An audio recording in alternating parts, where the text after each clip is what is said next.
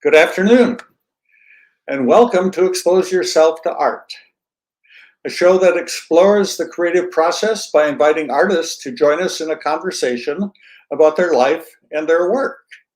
My name is David Schrader, and with me, as always, is my co-host, Linda Scheller. Would you like to join me, Linda? There you are. Hi. Hi, David. Hey, it's been a How long are time. you? We've had the summer off. Yeah, Yeah. You had a big trip. I had a big trip. And here that's we are. what summer's for. Yeah. Oh man. Wait a minute. Who do we have today? Let's see. Kari Thompson. I understand that you may know her. You're both from New, Yes. Mm-hmm.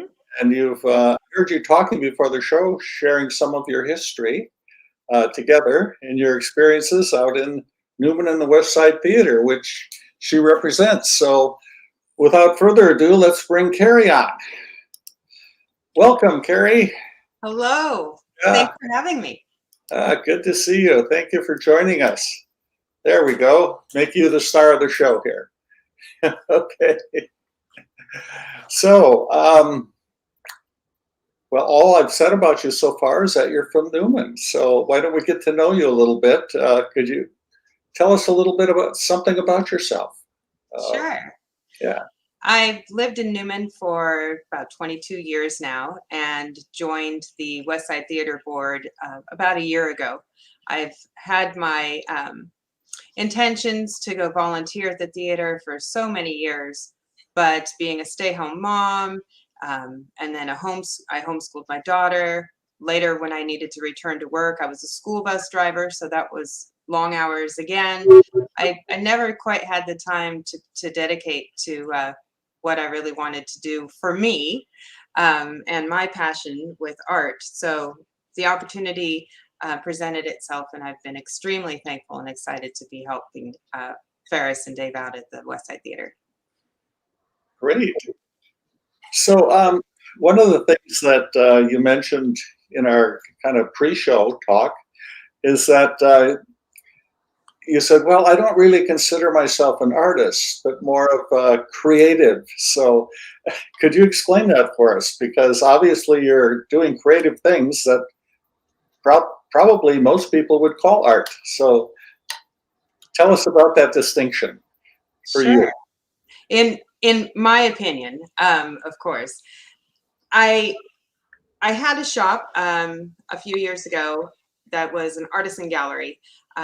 And through that store, I was able to meet and work with a whole bunch of really talented artists, people who were trained and skilled in what most would consider the fine arts. I, on the other hand, I've dabbled enough in plenty of things to be able to appreciate what's done well and to recognize where I might not have a gift. But I enjoy finding creative and practical solutions to things that otherwise could use a little sprucing up. So I'm not trained in the arts, but I have creative heart. Uh-huh. So you tell us about the shop. You set up artisans. Yes. So I had Kari's Treasure Trove. You can see the sign behind me there. It was an artisan gallery and consignment store in downtown Newman, where we featured local art from local artists, or excuse me, original art from local artists, as well as fine consignment. And we recognized, again, because I'm a creative, I have a wide definition of art. So we had some of the more crafty type items up to some really fine art, photography, paintings, drawings, and some sculpting. It was really glasswork. It was amazing, the artist community that we have. It's a nice world to live in, isn't it? It really was. It really was. It was a dream come true for sure. And creative people. Yeah. Yes, for sure. Yeah. Well, I know that one of the things we're definitely going to talk with you about is the West Side Theater. But before we get to that, I noticed some other things that certainly deserve mention. Um, I noticed you recently joined the board at Stanislaus County Arts Council. And speaking of Arts Council, I saw somewhere else that you were on a panel of some kind with California Arts Council. Reviewer or something like that? I don't quite understand. So what? Yes. Yeah. So this year I became a grant panelist for the California Art Council. And over the past 6 or 8 months, I've reviewed well over 100 grant applications for several of the grant opportunities that the California Art Council has available. And in doing so, it was quite fascinating to me. And so I hope to explore that more. In the meantime, the opportunity presented itself to join the Stanislaus County Arts Board. And lo and behold, it seems that my interest meets up pretty well with their current endeavors too. So onward we march. Yes, yes. Yes. So you piqued my curiosity.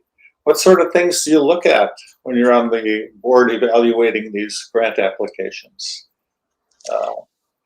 We need some inside info here in case. Sure. Yeah. Having read so many, Yeah. I can say that when grant applications contain a lot of fluff, it's obvious and it can become tedious to get through an application. So if you don't want a panelist to have their eyes glaze over as they're reading so many, then you really want to make sure that you're keeping yourself on point, answer the question completely, because to just cut and paste an answer from the question itself, it's obvious, and it makes the panelist's job a little more difficult because they're looking for particular they use a rubric to score the applications, and so they're looking for certain information to be available, and if it's not obviously so, you're liable, you're putting yourself at risk for interpretation. And you really don't want a panelist to be interpreting what you're saying. You want them to understand exactly what it is. So how did you get this job? I answered an email that came through asking for grant panelists. And if you go to the California Art Council's website, poke around a little bit, they have an application that you can fill out there online and submit. They assemble panels 3 times a year, I want to say, maybe 4 times. They have a panelist event, where they recruit, and then you can serve anywhere from 1 cycle to up to 3 years. Oh. So what made you think that you'd like to do this and apply? I, in addition to being creative, I really enjoy being able to understand documents, or so. How do I make that sound a little more palatable? I can understand reading a lot of the documentation. So when I was a school bus driver, for example, you had to read a huge volume of vehicle codes, and they weren't confusing to me. So I enjoy a challenging read, although Shakespeare can be a bit much for me. But if you follow my drift, I enjoy being able to read through a document and actually pick out what somebody's trying to say. Aha. Very interesting. So were the grants that you reviewed in one particular area or another? I know California Arts Council has many grant areas, They do. grants and SLP grants. And the ones you reviewed, were they in any special area? There was a COVID impact grant that was awarded, and that was focused on the arts, promoting promoting and supporting those that were the most adversely affected by COVID and COVID prevention and marginalized or impacted communities. There was another that was a administering organization grant, which is a statewide grant as opposed to a local or regional grant, and that was for traditional and folk arts, and that again was for children that needed access to theater and the creative arts, but then had to perform in a professional venue and outside of school hours, not a school auditorium, that type of thing. And then there was a Creative Corps grant that went through. And so just a couple of different grants like that. So basically a lot of children's grants or children's services. Children grants. Okay. So since you are on the Stanislaus County Arts Council board right now, and all local arts councils like Stanislaus, apply for, one of the ways we stay in business is to apply for grants. And in fact, we are part of a grant proposal with the California Creative Corps. So is it cheating to have you on the board? And actually, you mentioned that, and I think I went ahead and I mixed up my titles. Mine was the Youth Development Grant. I am so sorry. I was not involved with the California Creative Corps. Well, I was looking for an edge. It sounded good when I said it, but yeah, it was the California Youth Development Grant. So no, there would not be a conflict of interest because I was not involved. The conflict would occur if I participated in the writing of a grant and then also reviewed the grant. So even if I participated in the writing of a grant, the conflict of interest would be discovered and declared at the time of review. If that, so say I was a panelist and I got my list of grants to review, I'm asked twice through that process about conflict of interest, and I would let it be known, I would go ahead and designate that as conflict of interest, and then it's removed from my access and given to someone else. Does that remove you from helping us with grant applications? No. Oh, since you have a good insight as to what works, I guess, what gets communicated correctly and what doesn't. Sure. I have some experience with reading them. I don't know the final disposition of all of the grants that I reviewed. I don't know how my scoring paired with other reviewers. The California Art Council, their grant panels have, mine all had 5 panelists that reviewed each application. And so their scores were then taken and averaged together. And from that, the determination is made by the board as to whether or not to award the grant. So it would be difficult for one person to influence a grant that way, other than to make it better as a whole, so that hopefully all of your scores would be higher. But it's not much different than hiring a professional who may have gone through the same process to learn I was just concerned, didn't want to be, Oh yes, no. I just don't see the opportunity for a conflict. And like I said, the panelists have to declare twice through each application. And in the pre-screening process, they ask you also about any grant activity that you've participated in, so that they can be on the front end of keeping you from having that conflict. Okay. That's really interesting, Kari. I'm so glad you explained that. Very helpful. Oh, well, I'm glad I could help. So kind of related to that, I understand you're just a new member on the the board, the Arts Council board. But since I'm involved with it too, one of the questions we ask everyone who comes on board is, what are some of your ideas about what the Arts Council should do in this county? Do you have a vision? Do you have some thoughts about? Because this is a newly forming board. There's Yes. some things in place, and so And it seems that people are ready to move toward a direction or a unified path forward.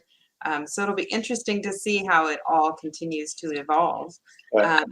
But I sure would like to see the Arts Council supporting, really keeping to the basics. As long as an organization is able to serve its mission in key ways, you can then scale, contracting and expanding as needed by demand or opportunity.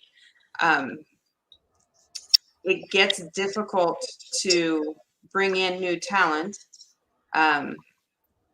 because not all artists really have the confidence to think that they should be seen. So I think that'll be a challenge for the board to lower the barriers to new participation. Going through something similar at the West Side Theater, we have a great group of volunteers, talented and dedicated people. But you need to make sure that you're always reaching out to bring in more into the fold. And sometimes people have a perceived barrier, and that could just simply be that they don't recognize the opportunity to participate. And so it'll be interesting to see how the board moves forward with those types of things. Sure. Do you have a particular, what would I say, art form that you're interested in that you would like to support, or? I'm an equal opportunity lover of all arts. Oh, okay. I don't know. I have a hard time picking one because in my mind, then I'm telling somebody else no, and it just becomes a vicious little circle. Ultimately, I just want to see people empowered to know how to go about to network, how to go about expanding opportunity for themselves. So sometimes you start participating in one way, and it really does just unfold all of these other opportunities for you to bloom and grow in another. So my passion is most for really being part of the team and building the opportunities as opposed to fostering any one particular segment. Okay, so I'm going to throw you one last curveball here. What do you think the Arts Council relationship should be with the existing arts organizations? I mean, Stanislaus County has a lot of very viable arts organizations. We have our own opera company, we have our own ballet, we have, it's like, so how should the Arts Council relate to those established groups, so to speak? I think it would benefit a lot to operate much like the Small Business Administration does for small businesses, very tailored and personalized support. So that would take interaction. It would take time for the council to become familiar with the different organizations and find out what it is their needs are, and then what the council can then proactively do to make that happen or to help them forward in making that happen for themselves. Once you strengthen that bond, then again, more opportunity comes along because now we're stronger all together. I don't think we need to create more spectacle. I think we really need to focus on growing what we have and just weaving them together a little better. Yeah. Beautifully said. I know, it sounds beautiful. I really appreciate it. And you'll be appreciated on the board. So let's turn to another topic here, and I'll let Linda take over with some of this stuff because this is something the two of you have shared in common, which is the West Side Theater. Yay. Linda performed on the stage a number of times, and you're on the board now. So let me see if I can bring this up and add this to this stream. There we go. There it is. Yeah. Let me get some of this stuff out of the way here so we can see. So this is. Can you tell us a little bit about the history of this building, please? Sure. The West Side Theater was built in, oh, were you speaking to me or to David? I'm sorry. Oh, no, definitely to you, Kari. The West Side Theater was built in 1940 by the Stevens family. It's a modern industrial Art Deco building, which was towards the end of the Art Deco movement. So it had aluminum and brass. It originally had 700 seats and was one of the only air-conditioned buildings in town. The first film to be shown was the comedy The Boys from Syracuse. And the 70-foot marquee out front and spire make it one of the tallest buildings on the West Side. I can attest to that. Yes. So currently, when there's a performance at the theater, we have the neon lights turned on, and it's just a beautiful beacon calling all of the patrons in for the show. And it's more or less centrally located on Main Street, isn't Yes. it pretty much? Directly across the street from the plaza. So as you're coming down Highway 33 into town, as soon as you get to Midtown, the plaza opens up, and across the plaza you can see the theater. This photo here was taken from just the other side of the plaza. So it has great access. Okay. By the way, whenever you want the next slide, just say next. Okay, so let's go next. Okay. Many I should add, people recognize excuse me. I was just going to say there's lots of great parking at the plaza too. Just a little plug there. Yes, yes, it is. Except for on Fridays when we have our farmers market. So just this here is our ticket booth, and patrons will receive their tickets here for will call. I understand, Linda, that you had done some time inside our little ticket booth. That I have. Yes, it's the most cutest little thing. And then if you go to the next slide, this is the approach to the interior. So the doors are still original and have, this one doesn't really show the etched glass horses and that inside, but you can see the colors and the blue tiles that were a signature of the Art Deco movement. Okay, next slide. Here's our beautiful neon. You can see it calls out. And next slide. Okay, so the dun dun dun. Did I have this in order or something? Not sure. Yeah. So from after, gosh, I lost my train of thought for a second, and I'm so sorry. Okay, so in 1984, the West Side Theater stopped showing English language films and switched to Spanish language films, but was not able to compete with the popularity of VHS tapes and multiplex theaters. And so in 1988, it was sold and became a roller skating rink. So the seats were removed and the floor was leveled. And but by November of 1990, the doors were shuttered again.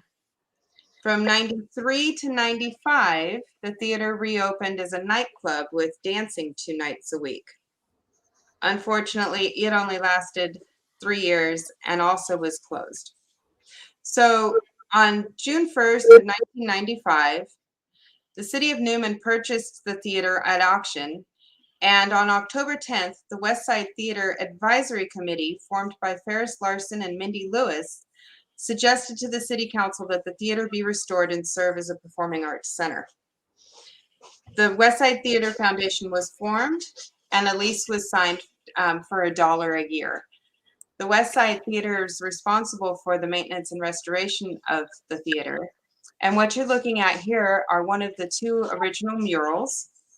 The restoration of these murals took over 400 hours to complete. So this one here is on the left side of the stage. And if you could show us the next slide, this one is on the right. Now she has a great little story. She took 100 hours alone just to work on her breasts. There was a lot of debate as to whether or not that they were being restored properly. And once they figured that out, then they realized that they hadn't paid attention to the belly button. So that was another little while for them to decide Let me see. where the belly button was supposed to be. So she's a special little lady. So are we, You have to go okay. up, up. Okay. I wished I had been able to get a better photo. Yeah. No, that's probably just, You sure piqued someone's interest. Yes. So they, they're special ladies. But so the way that they went about restoring these is because of all of the nicotine stains and the fly poop, they covered the murals with shellac to seal all of that in and then painted over the top to restore. And you can still see some of the shellac peeking through if you're standing on the stage looking out towards the seating. You can still see a little bit of that shellac shine through on those ladies there. let's see what the other one is. Okay, these are what, on the inside of the theater or Yes, on each side of the stage. each side of the stage? Okay. Yes, there was another photo of the interior of the, to give you like a wider shot, but I'm not sure where that ended up in the lineup. Right, right. Well, we can move it around. It's not a big, Yeah, no problem. if you want So to. they are on each side of the theater, the stage, excuse me. Okay, well, let me see if I can find the inside shot you were talking It might be all the way down at the bottom. about. There it is. Mm-hmm. Okay. There they are. There they are. Okay, so that's the inside. Oh, and there's the murals on both sides. Yes. Mm-hmm. Ah, So if you were standing on the stage looking out, you could see the shellac uh-huh. a little bit, but otherwise they're beautiful and Mm-hmm. we enjoy them quite a bit. Oh, great. Beautiful restoration. So, It is. They've done a beautiful job and it's ongoing. So we're always looking for more volunteers. so where do we go next here? Okay, so I can move this around. So if we don't have it in the right order, I can find them. So just that's quite all right. let's see So next. I joined the West Side Theater Foundation, the board a year ago, or excuse me, a year and some ago. Uh-huh. But this past January, we went ahead and started with art installations. We added hanging systems inside the theater. They're just beneath the wall sconces. And we now feature original art by local artists. Each exhibit is 3 months in length. And if you can go to the next picture, our inaugural exhibit installation was by Jim Christensen, Modesto artist. I can find him down here. Yes. There you go. Jim was gracious enough to share with us some of his abstract art. Here he's pictured with his piece from his COVID and mental health series. This is My Red Flags Are Fiesta Red. And they're 24 by 36 stretched canvas, and these were all spray paint and acrylics. Ah, okay. So if you go next slide.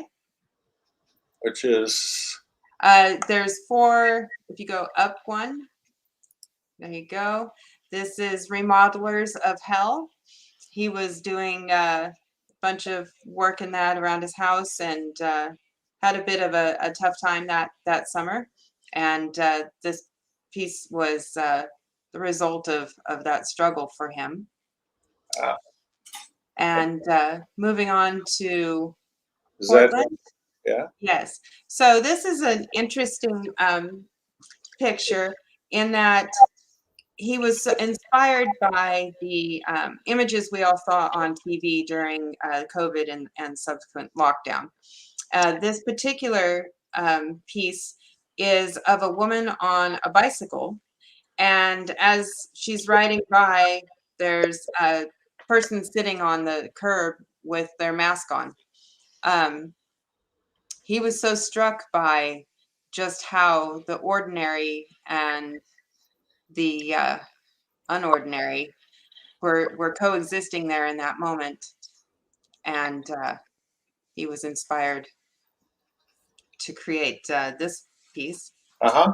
And then the next is summer of 2020. And again, this is from the Chop Zone up in Portland area,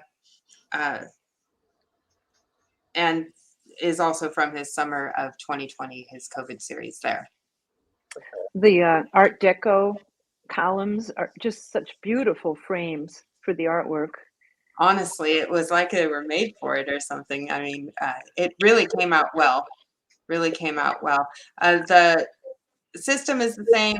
It's a similar system to that in the Mislin. So it's a Stas hanging system and can accommodate quite large works of art, which is handy because the theater is very large and things can get lost quickly. So it really does highlight the work well. I may have missed something. These columns are inside the theater? Yes, they're actually cement, and they're just sculpted and then painted the faux finish to make them look like marble. So there's a total of 6 in the theater, but only 4 are used to exhibit art. The other 2 are too close to the stage they would be a distraction. Okay. Our second installation was a modern realism collection by Modesto artist Linda Knoll. And she graced us with her art. Will this be one of hers? This is Born in the USA. It's a picture of her daughter she created about 20 years ago. And it was adorable. And we enjoyed that a lot. Of her work, this one received the most comments for its realism. Next slide. Let's go up to the Dahlia Garden. The Dahlia Garden. Yes, this one got slipped in between. So the one that was just above this picture here with the blue mat. With the blue mat. Oh, there. Oh, there it is. Yeah. There we go. This is Dahlia Garden. And this one was my favorite of the bunch because I am an avid cat lover. It's a beautiful watercolor with beautiful dahlias and cute little kitties. And next we can go to Drought Tolerant.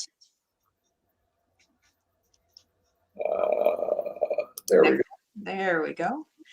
Beautiful succulent garden in that this was, I want to say I felt like this also had a little bit of pen and ink in it, but it was really striking. And her fourth exhibit was all the beautiful colors. And this compilation was done during the COVID lockdowns. It was a challenge to do a different sketch a day. And so these are people both that she knows and doesn't know, including a self-portrait in there down on the bottom right corner. So that's our Linda right there. Yeah. Okay. And then our current installation is a watercolor exhibit by Newman artist Mark Fraga. Excuse me, Fraga. I do that wrong all the time. If we go to Neon by, there we go, Neon. right, Oh, there. black frame. There you go. Mark had, this is the only permanent installation of art in the theater. Mark had created this for Dave and Ferris after one of the restorations that they were able to do on the Neon. And so this is in the lobby, and it's his interpretation of our beautiful neon lights at night. Mark doesn't title his works. He more refers to them by year and subject. So next we can go to Porch Scene. He has a porch scene here. I want to say this was Porch Scene from 2010 is this one. He has a beach house staircase that was painted in 2020. Next, Wait, beach house? beach That's, house. yes, this is the beach landscape? Sure, beach landscape is his too. There's Beach it. landscape was 1991. And then we have Surfer and the beach house stairs. Staircase there? Staircase Staircase? or surfer? Which one? Both are his. You can, Okay. so Staircase was done in 2020. It's his most recent work. And then Surfer, yes, right there. This one was created in 1983 and is a really cool watercolor with the different effects and blendings there. The last item for Mark, which was really interesting, is on exhibit are two Cubism oil paintings with slightly different perspectives. His other work is all watercolor, but these have a delightful story. So in 1978, there's a sailboat is where we're going next. In 1978, Mark's college art class assignment was to choose an art master and create their own interpretation of the famous work. Mark chose to create his interpretation of Picasso's sailboat, which you can see here. Years later, in 2015, Claire, Mark's daughter, took the same art class and had the same assignment. She also chose Picasso, Cubism, and did the sailboats. Now, neither artist knew of the other's work. This was not something that Mark had out and displayed in his house. It was tucked away. So when he found out that Claire, his daughter, had also chosen the same work of art and did her own, it was really rather fun and delightful. So we have both of those on exhibit through the end of November, when we'll change out. We're hosting another artist, and that'll begin December 1st. Okay. Kari, when and how can people view the art? The art is, of course, available during all of our shows. We generally have two shows a month. But another opportunity is on Tuesdays. We have what we call the Tuesday Cleaning Club. And so the theater is open and we're inside washing down tables and sweeping up floors. But it's an opportunity for people to drop in and so to take a look at the art between the hours of 10 and 12 on Tuesdays. And find out how they could help out or volunteer. My question would be, how does an artist get on your list to be able to be featured in your theater? They can visit our website. We have a form that might help some people to fill out, and they can submit to us either by email or by snail mail. They can call our box office and leave a phone number. We'll call them back so we can get the information to them. The phone number is 2009-862-4490, or they can reach out through social media. And we can get the information to them. So, And what's the website address? is www.westsidetheater, and that's THEATRE.org. Oh, thank So you. we're not a theater as in movie theater. It's RE, not ER. Yes, I discovered that by sending emails to your organization and having none of them get through. Yes. Because I spelled it ER instead of RE. Yeah. So again, how long are these up? So if an artist wanted to apply, they're displayed for how long? We have a 3-month exhibit, Okay. and we also have street side windows that are gallery windows. They're small. I want to say, maybe 29 inches across. But those are also available for exhibit, and we can handle many types of art there, multimedia and whatnot, pottery, glass, metal. So reach out and we'll see what we can do to make it happen. Okay. And they can be quite large or medium large? So for inside the theater, we're requesting at least a 24 by 36, again, because of the scale. Right. Anything really smaller would get lost upon the wall.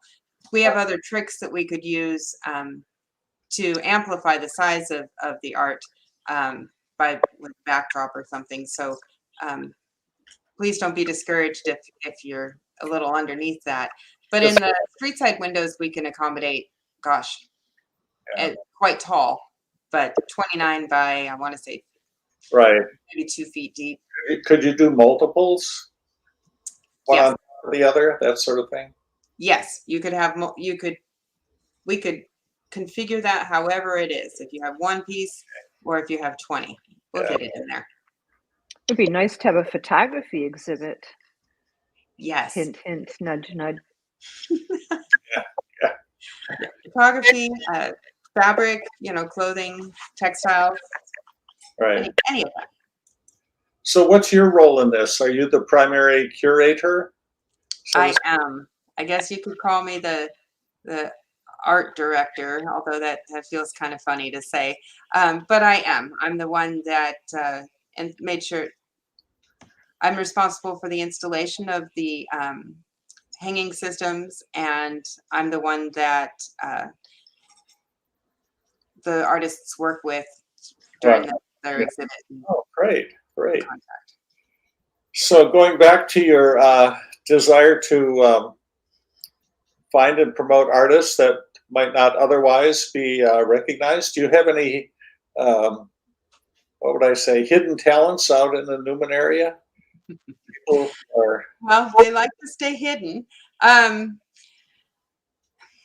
So we have some larger active commercial artists in our area. Kathleen Crinklaw down in Gustine, Sonia Paz is out of Patterson, actually up in Diablo Grande. We have our own Linda Scheller, Melissa Stagey. There are active artists in the area. The trick is trying to find the ones that aren't actively trying to work their craft. So that's really just more a case of you really keep your eyes open. You have to listen to what people have to say. I'm always asking or following up on leads. I'll always ask, hey, but again, then you run into whether or not somebody, again, is confident enough. Many just don't think their stuff is good enough, and that's really, it's unfortunate because it's beautiful work. Has there been an article in the West Side Index asking local artists to consider this? Yes, and we've had flyers and posts before. Each installation, the newspaper has been wonderful and has put a front page story about the artist and the art installation. So the public, the community is aware. that we have the installations and how to go about getting a hold of us. Yeah, David, you don't know what you're missing. Newman is the absolutely best place on the planet to live. It really is wonderful. I'm sure it is. It's happening, that's for sure. Yeah. So, since both of you are from Newman, here's the question. What's it like to be involved in the arts out in the hinterlands, so to speak? When you have large towns that have the major galleries and everything, I don't know. What are your thoughts about that, about being out in this small community, and how should we try to relate to each other? Well, we're not that far away from Merced, Turlock, Modesto, so we have artistic connections, all throughout the county and the valley. We're Uh-huh. kind of in a good location, but I appreciate the seclusion, the remove, especially because I'm out in the country, but it's just a very welcoming little town. Uh-huh. It is. It's a lot like a Mayberry, if you will. Everybody knows everybody, and it really is a pleasant place to be. With the theater and the arts in particular, even when I had my shop, I had organized an art walk, which was small, but really well received. People here are so excited and thrilled when they see art in town. There's no reason why Newman wouldn't be involved or included in that. Then again, we kind of die by our own sword as well, because sometimes we don't really want everyone to know what a wonderful place we are, because then they might not, then they'll just make us grow more. But Yeah. the reception and the support from the community has been amazing. To watch people during intermission, during a show, or the other night we had a memorial there, and for Doug Stevens had passed. His family had built the theater, and his memorial was held there. And in between the speakers and that, people were walking around, and you could hear them talking about the art, talking about whether they liked this one or that one, and I think this is fun, and people really are into it. So although the scale is smaller, the impact I feel is just as strong and important. And we just need to remind people or let them know that we're here, and that's the reality of it all. Ah. Now, during the fall festival, is the West Side Theater also used for some of the events? It used to be previously, but the festival outgrew the size of. They used to have their it's now Evening Under the Stars. Their wine and cheese event used to be held in the theater, but the numbers of people, tickets sold in that, they've moved it to outside. We have now a return of a historical walking tour to the fall festival that I put together. And one of the stops is the theater, where people can come in and learn a bunch of the history and take a look around and stroll. We're always looking for opportunities for the theater to participate in the community events. So we'll find more. So that's great. I understand. I heard Linda talking about having performed on the stage before, and I've been out there when Grace Lieberman was head of the Arts Council, and she held some events out there. Mm-hmm. Is there a theater group that performs out there at this point, or is that not? We have the West Side Players is our in-house theater troupe. The school district built an auditorium and theater on their campuses, so we don't have the youth theater group like we did, although we're looking into ways that we can serve that need in the community again. Uh-huh. So, and then we had the children's Missoula Children's Theater was just visiting. So they're a traveling children's theater troupe. It's an international organization. So they were able to get them booked about once a year to come perform. Uh-huh. But we hope to expand. Currently, we had one performance last year, one play, and we're hoping to increase that to be at least. We'd like to see 3 or 4 throughout the year total community theater performances. That would include youth and the general West Side players. Uh-huh. Nice. Yeah. Just to interject, Newman Performing Arts' last production was Sweeney Todd, and Grace Lieberman was Mrs. Lovett, and Buck Townsend was Sweeney, and I was in that production too. But the West Side Theater was our venue, of course. So, It's a fun place. so Linda, tell me something about your experience there. You said you've been on that stage many times. You did Sweeney Todd, and Mm-hmm. what else did you do? I was Anna in The King and I, and I was Marion in The Music Man, and I was Mother in Ragtime, and let's see, I was Mrs. Corney in Oliver. So I had a couple of small roles in Honk, Uh-huh. but yeah, it was just so nice to see the kids participating in the productions, learning about set design, lighting, props, just all the mechanics and necessary technical aspects, as well as singing, dancing, and acting. So I'm so glad this is still going on. Uh-huh. So who did you do those performances with? Which was there a company out there that you worked with, or? Yes, that was Newman Performing Arts, which was founded by Dennis Soares. He was a fifth grade teacher, first at Von Renner, and then moved over to a middle school for a while. And so it started out small, I think maybe just like the school kids at that onset, and then grew and grew and grew so that we had people coming in to perform with us from the foothills and, just kind of all around the valley, but mostly Newmanites. Newmanites. It's a nice, interesting name. No, listening to this and listening to the things that are going on at the West Side Theater, it's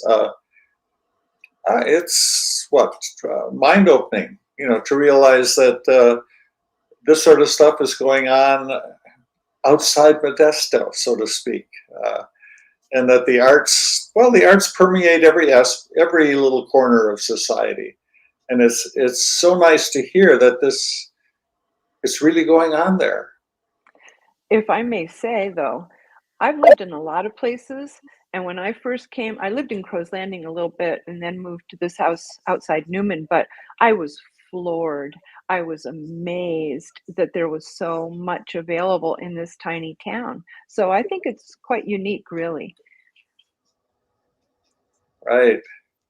So that the word needs to get out. Is that it? That all of this stuff exists out there, that maybe some of us need to drive a little bit to participate in some of these wonderful events? Well, there's Uber, you can always come out that way, but actual ride sharing can be quite popular to some of the shows. It's a good time. You can have dinner down the street and walk to the theater, so you don't have to drive around to a lot of locations to enjoy your evening. The ticket prices are very reasonable and delightful for the budget. So you really should come on out and check it out. Yeah. You mentioned having dinner. Are there, I don't know, are there places you'd recommend? Oh, well, I can't single any out, but we have some really nice choices. We have some pizza, and we've got some nice Mexican food. We've got some American fare. Got a place that does a little Chinese food, so you can come and check it out. What are some of the upcoming events and performances that we might look forward to, Kari?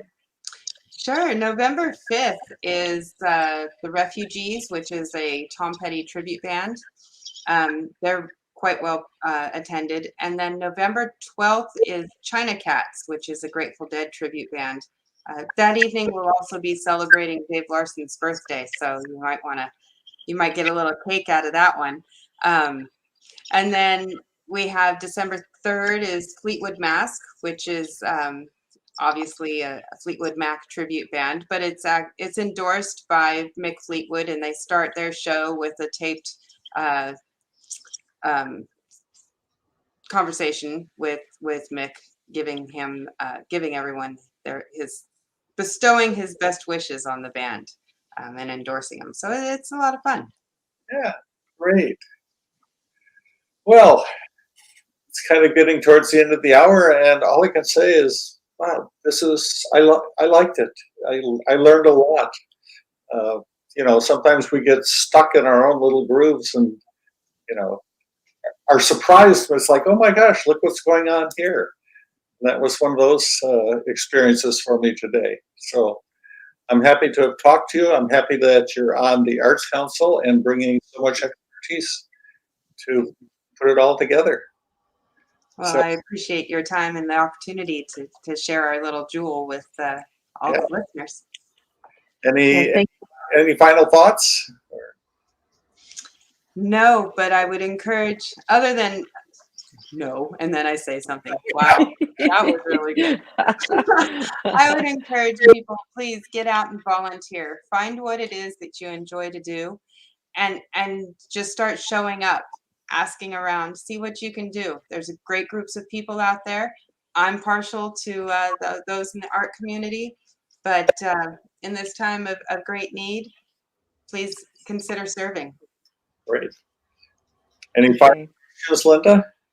No, I'm just very grateful to you, Kari. I'm so happy to learn new things about my favorite community, and I'm so thrilled that you're on the Arts Council board. Thank you.